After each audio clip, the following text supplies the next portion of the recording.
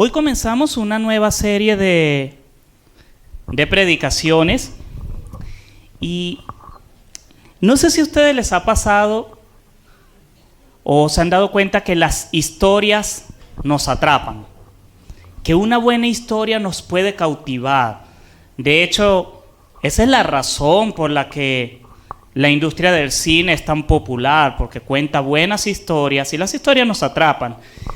Y no sé si les pasa, como me ha pasado más de una vez, que estoy tranquilo un día en la tarde y alguien dice un nombre, menciona un evento y eso tiene una historia que me atrapa y de alguna manera inexplicable, cuando me doy cuenta son más o menos las 2 de la mañana y yo todavía estoy buscando en internet sobre esa historia y por acá, y he visto no sé cuántos videos y me he metido a páginas y he leído y digo, uy, ¿qué pasó?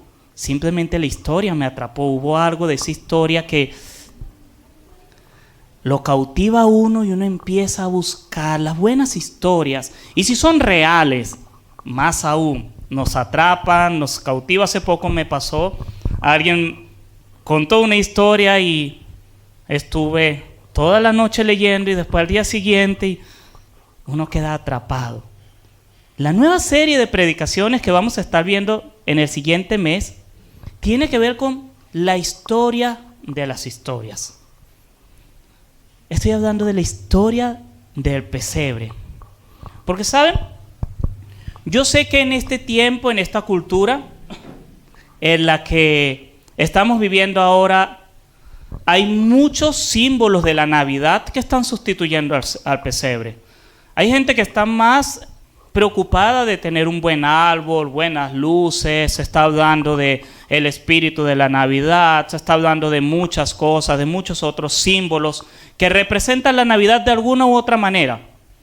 Pero si hay un símbolo, un elemento de la Navidad que cuenta la historia verdadera de la Navidad, ese es el pesebre. El pesebre nos habla del propósito de la Navidad. El pesebre tiene la historia de la Navidad en sí. Por eso la nueva serie que vamos a estar predicando en estos meses es el pesebre y sus contrastes.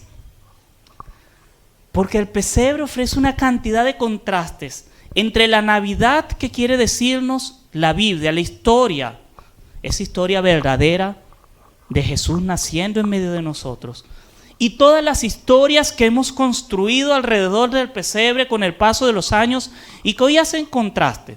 De eso voy a estar hablando en los meses que siguen, hasta enero más o menos. El pesebre y sus contrastes. ¿Qué cosas hemos traído a la Navidad que contrastan con lo que el Evangelio nos dice? Pero hoy quiero centrarme no en el pesebre y sus contrastes. Quiero centrarme en el pesebre en sí mismo, en la historia que nos cuenta este pesebre.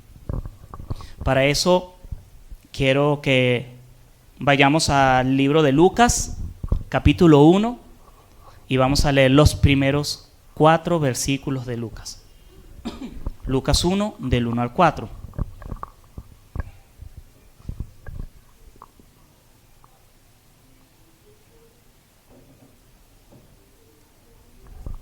¿Lo tienen? Ahí está. Y como es una lectura corta, quiero invitarles a que la leamos en comunidad. Todos juntos, a la cuenta de 3, leemos Lucas 1, del 1 al 4. 1, 2.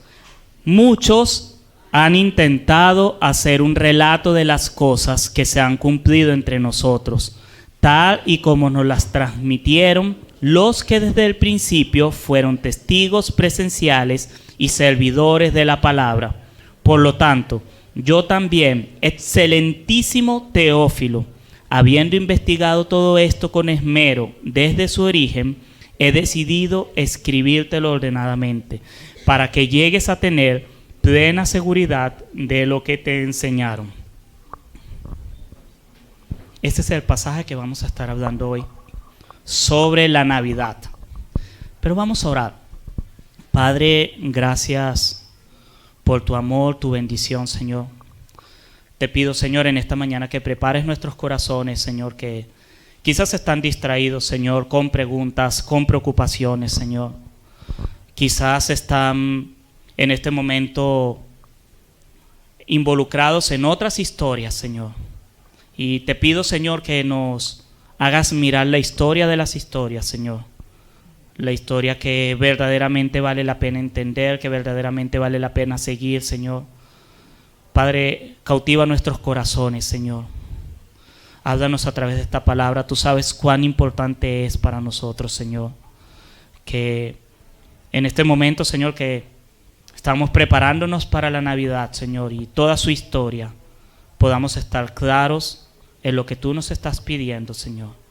En lo que tú nos estás llamando a obedecer, Señor. En lo que debemos creer, Señor. Porque esa es la razón de celebrar una Navidad, Señor. Entender lo que tú quieres hacer, lo que tú hiciste, lo que tú estás haciendo en medio de nosotros. ¿Quién eres tú, Señor? Ayúdanos a entenderlo, Padre, porque a veces nos distraen otras historias, Señor. Te lo pedimos, Dios, en tu nombre santo. Amén, Señor. El pesebre es un símbolo tradicional de la Navidad. Todos, bueno, lo confieso, yo vengo de una familia que no era muy dada a esas tradiciones y era más importante el árbol de Navidad, era más importante, incluso mi mamá llegó a tener un muñequito de estos del símbolo, del espíritu de la Navidad. Es algo así más o menos, es como un Papá Noel pero verde. Es muy, muy curioso. Éramos dados a eso y ha sido en este tiempo, especialmente por mis hijos, que Marjorie y yo hemos hecho el propósito de incluir en nuestra tradición navideña tener un pequeño pesebre. Y mi idea es que cada vez sea más grande, más bonito y que podamos cada vez que armemos el pesebre recordar de qué trata toda esta historia de la Navidad. No sé si tú armas el pesebre, no sé si eso forma parte de tu tradición, pero hay algo que es importante. Independientemente si tú eres una persona que dice, no, yo armo el pesebre siempre y eso es reúno a toda la familia y hacemos una comida, o decir, no, yo no lo armo porque no tengo, porque no puedo, porque ¿para qué? Si ya los hijos no están en casa o yo estoy viviendo solo, no sé. Lo importante de todo esto es que recuerdes y entiendas qué significa este símbolo de la Navidad, qué significa el pesebre. Que cuando entres a este tiempo de celebraciones, que para algunos ya comenzó, mi hija me hizo montar la Navidad la semana pasada. Ya, o sea, que creo que de los primeros en la unidad que ya tenemos el árbol montado y luces y todo. Y sin importar si lo hiciste o lo piensas hacer después, puedas entender al llegar a esta época de Navidad qué significa el pesebre, qué significa esta historia, porque el pesebre nos cuenta la historia de las historias, la historia más importante. Yo diría que si hay una historia que tú debes saber en esta vida, es la historia del pesebre. No importa que seas ignorante de la historia universal, ignorante de la historia griega clásica, eso no importa. Pero conocer la historia del pesebre, esa es la historia más importante de todas. Porque es verdad. Y porque conocer esa historia, entender esa historia, marca una diferencia eterna para ti. Va a marcar una diferencia eterna. Va a determinar si vas a vivir eternamente en la presencia de Dios o condenado. Así que quiero que hoy pienses en la historia del pesebre como esa historia del milagro de los milagros, que es Dios entrando en la historia de los hombres para transformar, para cambiar nuestra historia. Y sobre todo, que esto es una historia que nos debería invitar a buscar ser fieles a ella, a edificarnos en esa historia y a afirmarnos en esa historia. Quiero que veamos la historia del pesebre en esos 3 puntos, como una historia que debe ser vista y entendida fielmente, con fidelidad, que debe ser vista y entendida para nuestra edificación y para nuestra afirmación.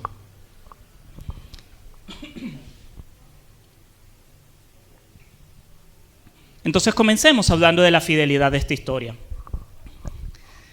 El pesebre, no sé ustedes, pero tiene una característica muy particular. Es muy fácil de adaptar y de transformar. Y en nuestra cultura podemos ver pesebres muy fieles a la historia. No creo que lo hacen todos los años, pero en el Terminal del Norte suelen hacer una exposición de pesebres. Y son una cosa impresionante.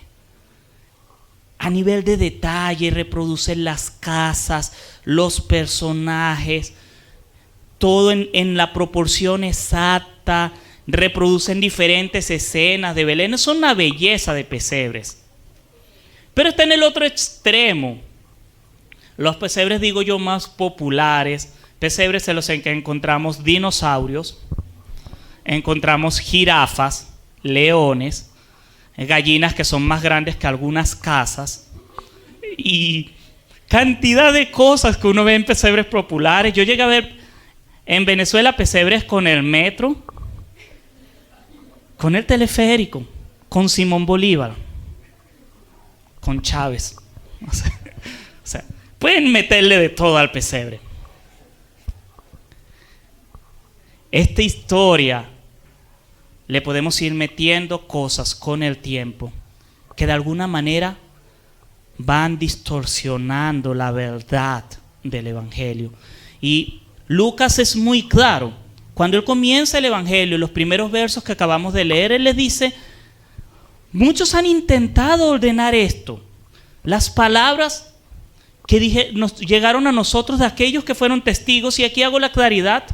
Tanto Lucas, el que escribe este evangelio y el libro de Hechos, él no vio personalmente a Jesús. Él no es un testigo ocular. Él no es como Mateo o Juan, que estuvieron entre los 12, que caminaron con Jesús, que lo vieron haciendo milagros y que lo vieron resucitar.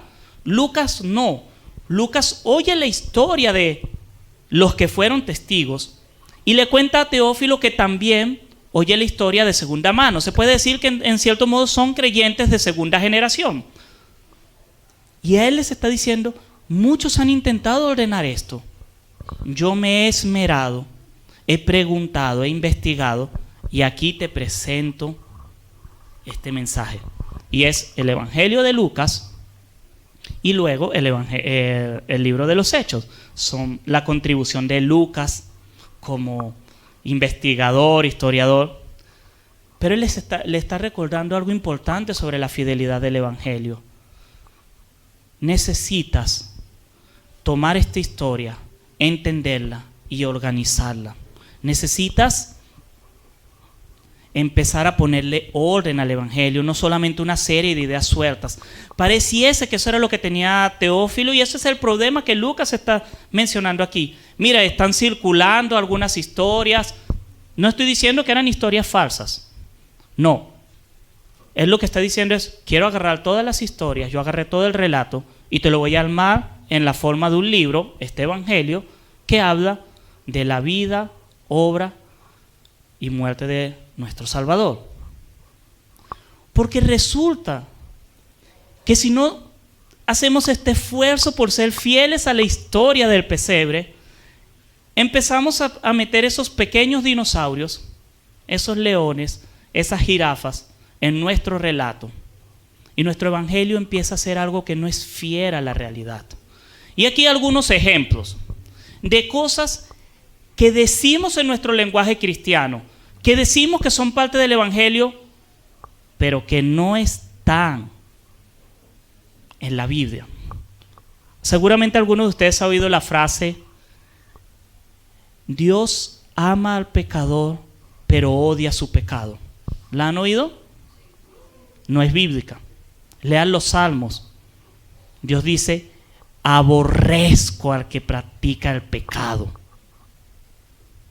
Dios odia al pecado y odia al pecador.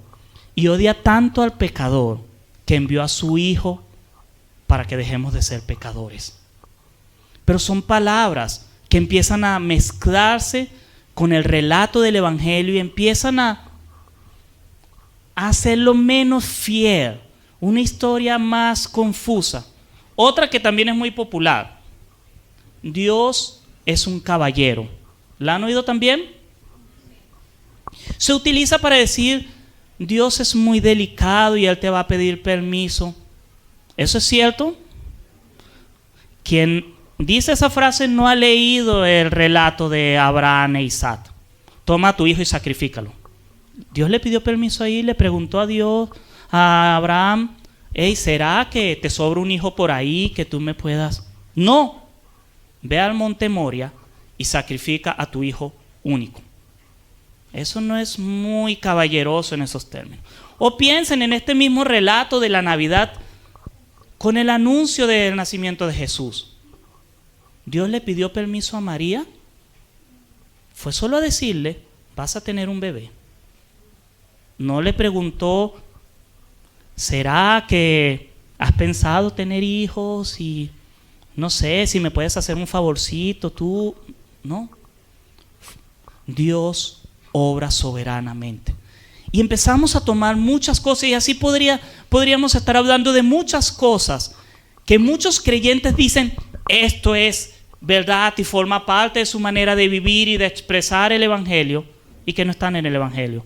Y son como esas cositas, esos pequeños, ¿sí?, dinosaurios, cohetes, Simón Bolívar, que empezamos a meter en nuestro pesebre y empiezan a cambiar la historia. Y lo peligroso con esto, y no estoy diciendo que tienes que ser un arqueólogo e historiador para armar tu pesebre y tienes que medir todos los animalitos y que tengan una escala de proporción y decir: yo nada más puedo usar casas como eran las casas de Palestina en el siglo I, porque si no mi pesebre está mal hecho. No, podemos ser creativos, y si tu hijo quiere poner, no sé, un león, un dinosaurio en el pesebre, bien, es un acto de familia. Pero en la fe eso es más delicado, porque llega un momento en el que si tú le empiezas a meter tantas cosas ajenas al relato, se empieza a confundir y la gente ni siquiera sabe qué tienes ahí. O sea, un pesebre en el que hay tanques de guerra, carros, camiones, cohetes, dinosaurios y una cantidad de cosas, llega un momento en el que deja de parecerse un pesebre para parecerse a cualquier otra cosa. Si tú no eres fiel en rescatar y entender la historia del Evangelio, empiezas a correr ese riesgo y empiezas a meterte ideas de la nueva era. Hay muchas ideas de la nueva era dentro de la iglesia. Y empiezas a meterte ideas de los temas de superación y mente positiva. Hay muchas ideas de ese tipo dentro de la iglesia. Y llega un momento en el que tu historia del Evangelio se ha perdido totalmente. Y con la historia del pesebre pasa eso. Mucha gente arma el pesebre porque es tradición, porque la casa se vea bonita, o porque eso trae buena suerte, o una cantidad de cosas, y se olvidan que la razón de armar un pesebre es recordar que un día, hace 2000 años atrás, Dios se hizo hombre para vivir y caminar entre los hombres. Ese debería ser el foco, ese debería ser la razón para pensar en el pesebre. Así que te invito a que cuando pienses en estos días, pases frente a un pesebre o pienses armar tu propio pesebre, te preguntes en quién estás pensando y en quién te estás centrando al ver esto. ¿Te estás centrando en el dinero, fiestas, no sé? ¿O te estás centrando en el personaje que está ahí pequeñito en el centro del pesebre, en el Hijo de Dios? ¿Estás entendiendo el Evangelio? Porque la pregunta que yo me hago frente al pesebre, y les digo, es una pregunta complicada, es una pregunta difícil, es: ¿entiendo el Evangelio? ¿Estoy entendiendo el Evangelio? ¿Estoy entendiendo la obra de Jesús? ¿Estoy entendiendo que esta historia que cuenta el pesebre, esa escena que básicamente es Jesús, José, María los animales, los reyes, los magos, está hablando que Dios se hizo hombre para entrar a la historia de los hombres, para venir a cargar con nuestros pecados, para hacer sacrificio que sacia la ira y la justicia de Dios y darnos la fe para que podamos ser salvos. Eso es lo que deberíamos entender del Evangelio. Por eso la historia del pesebre debe ser una historia fiel. Y Lucas se lo está recordando a este hombre Teófilo. Esta historia yo la escribí, me tomé esta molestia para que tú conserves las cosas tal como son. Tú también deberías llegar a pensar en este momento qué tan fiel está siendo la historia del Evangelio. Y esa fidelidad nace con buscar de Dios, leer las Escrituras, participar en la iglesia, venir los miércoles a los tiempos de estudio de la Biblia, al estudio bíblico, poder aprender, participar de un discipulado. Es empezar a poner orden en nuestra fe. Y en la medida en la que yo empiezo a ser fiel en entender esa fe, también empiezo a edificar mi vida. Y esa es la otra razón que Lucas dice, por eso yo me tomé esta molestia. Recuerden una cosa, y abro aquí un pequeño paréntesis. Lucas no tenía la facilidad que puede tener cualquiera de ustedes. Lucas no tenía un computador, Lucas no tenía una tablet, ni siquiera tenía una resma de papel. Se escribía en papiro o en cuero, a mano. ¿Ustedes alguna vez han escrito un libro a mano? No es fácil. Yo no, ni espero hacerlo.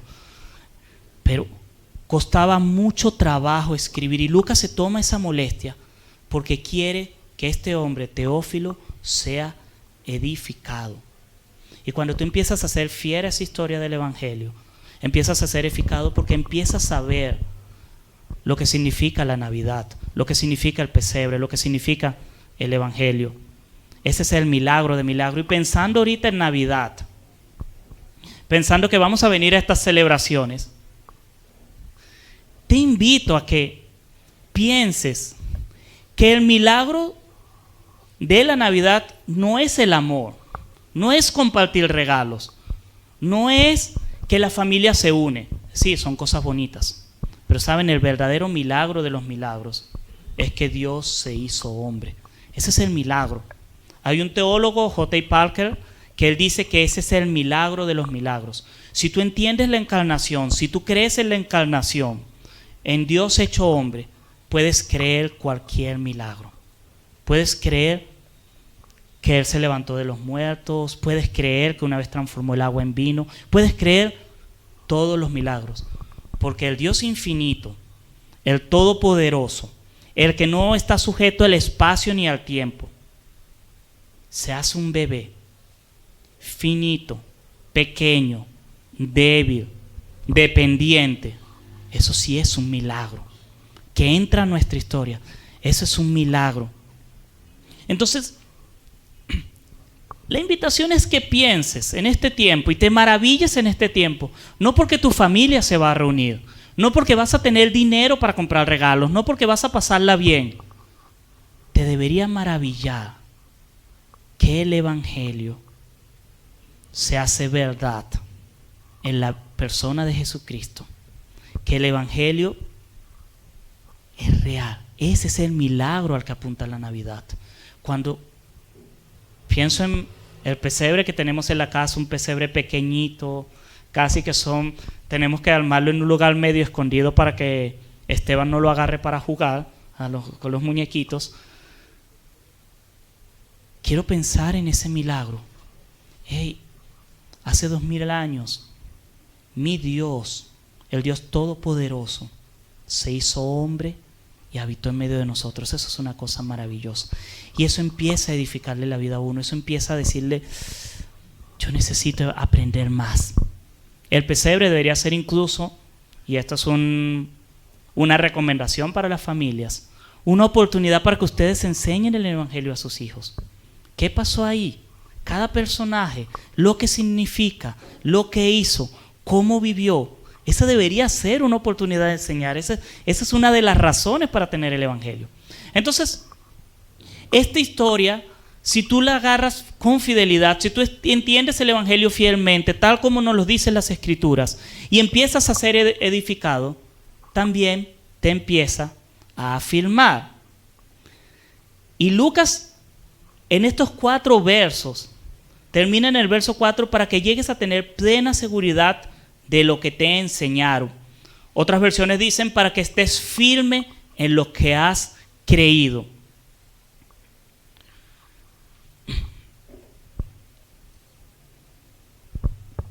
Perdón.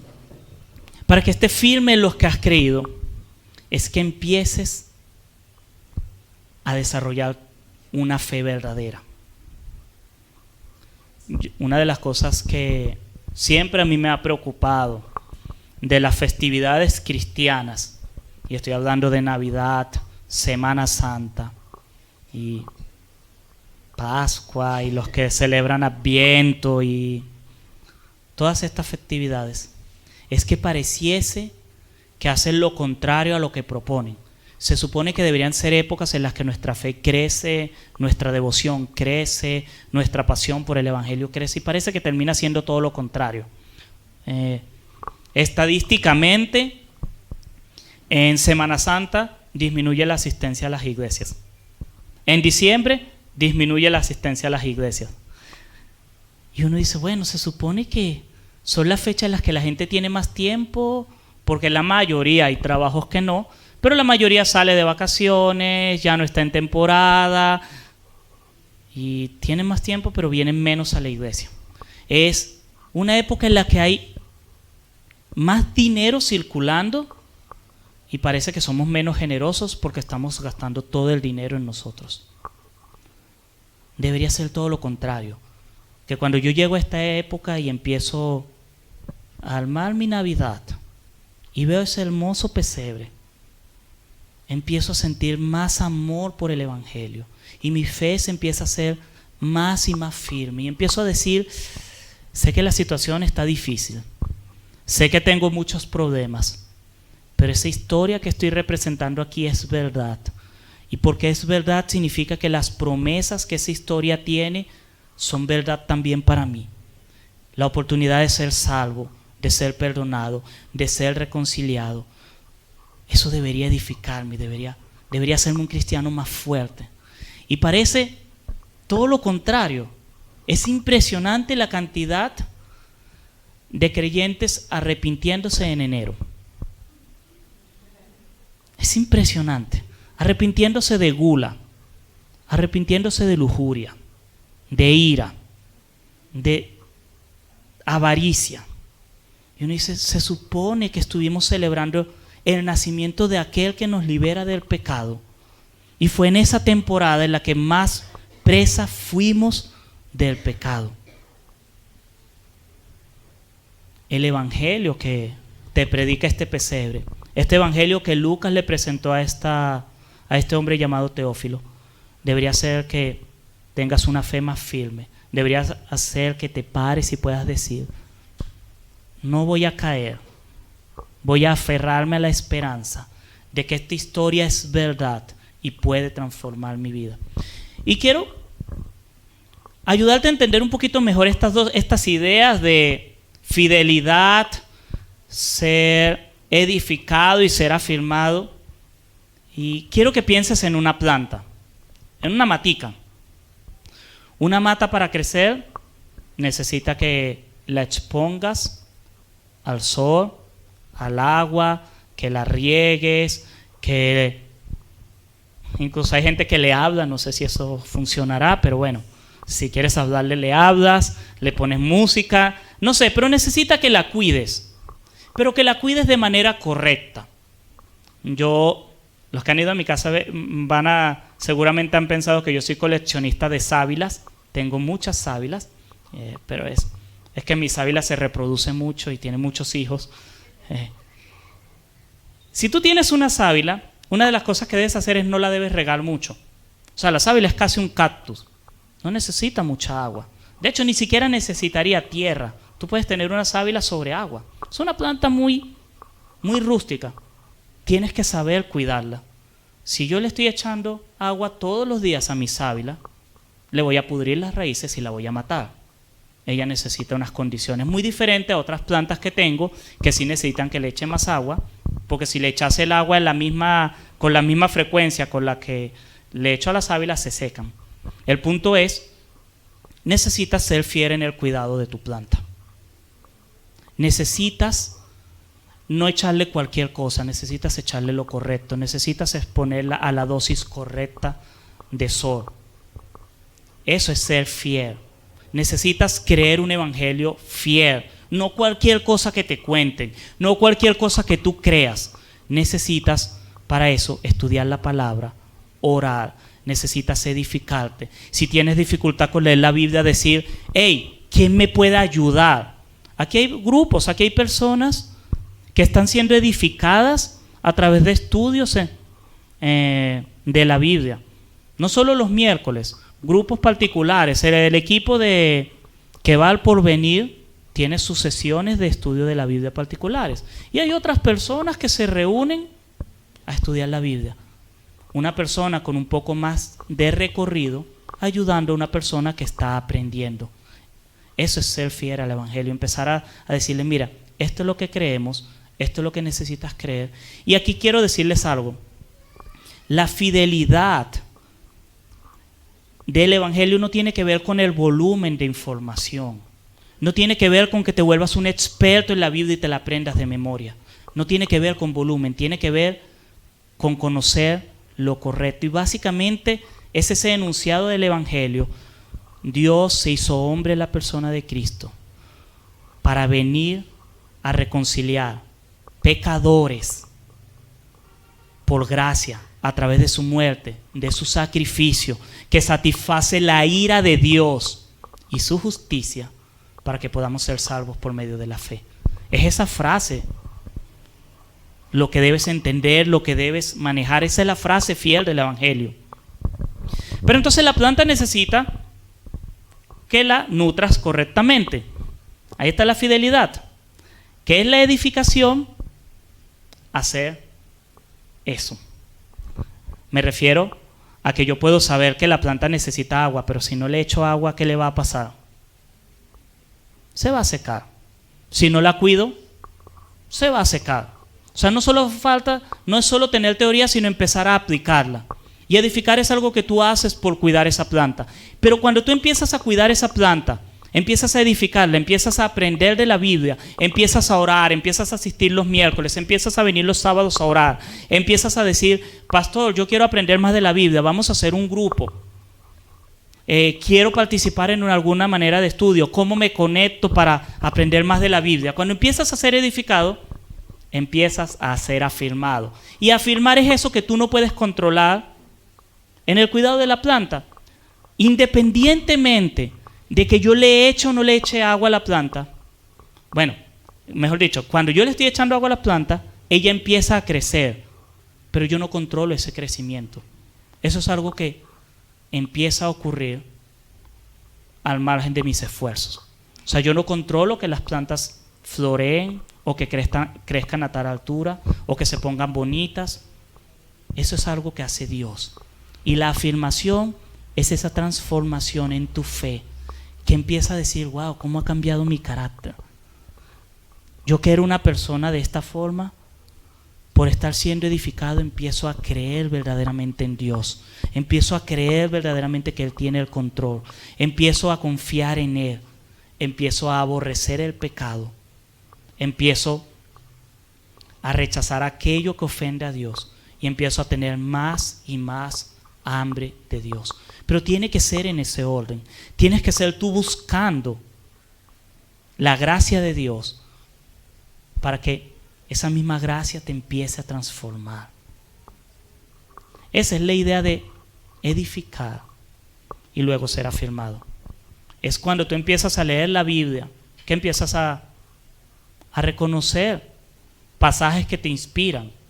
Y yo creo que todos conocen este tipo de historia de alguien que pasa una situación difícil, no sé, un atraco, una enfermedad, y dice, y en ese momento yo me acordaba de pasajes de las Escrituras que decían tal y tal cosa. Pero eso viene porque esa persona leyó las Escrituras, buscó de Dios. Si tú quieres tener fe para orar, necesitas venir a orar. Si quieres tener pasajes para hacerle frente a la tentación, necesitas leer las Escrituras. Si tú quieres poder responder con tu fe a todas las tentaciones, necesitas ser edificado, necesitas estudiar las Escrituras. Así que el pesebre debería ser la historia de la Navidad.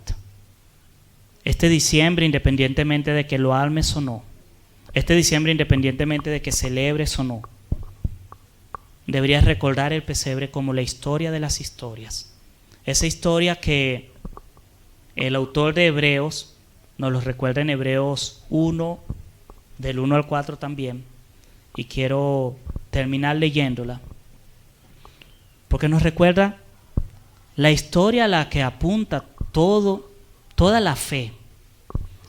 Dios, que muchas veces y de varias maneras habló a nuestros antepasados, en otras épocas por medio de los profetas, en estos días finales nos ha hablado por medio de su Hijo. Dios hecho hombre, el bebé del pesebre. A este lo designó heredero de todo y por medio de él hizo el universo. Ese es el milagro de la encarnación. ¿Saben? El dueño de todo, el hacedor del universo, hace 2000 años en un pesebre en Palestina, en medio de una familia pobre. ¡Wow! Y continúa diciendo, el Hijo es el resplandor de la gloria de Dios, la fiel imagen de lo que Él es, y el que sostiene todas las cosas con su palabra poderosa. Asombroso, ¿no? Ese es el bebé del pesebre. Y después de llevar a cabo la purificación de los pecados, su sacrificio en la cruz, se sentó a la derecha de la majestad de las alturas. Así llegó a ser superior a los ángeles en la misma medida en que el nombre que ha heredado supera la excelencia de ellos. La historia de la Navidad trata de esa historia. Dios hecho hombre, habitando en medio de los hombres, para traer salvación a los hombres a través de su sacrificio, de su obra. Y ahora el poderoso gobierna. Y si Él es poderoso, gobierna, significa que tú también puedes tener esperanza de sanidad, de vida, de ser salvo, de caminar en fidelidad a Él. Eso es ser afirmado.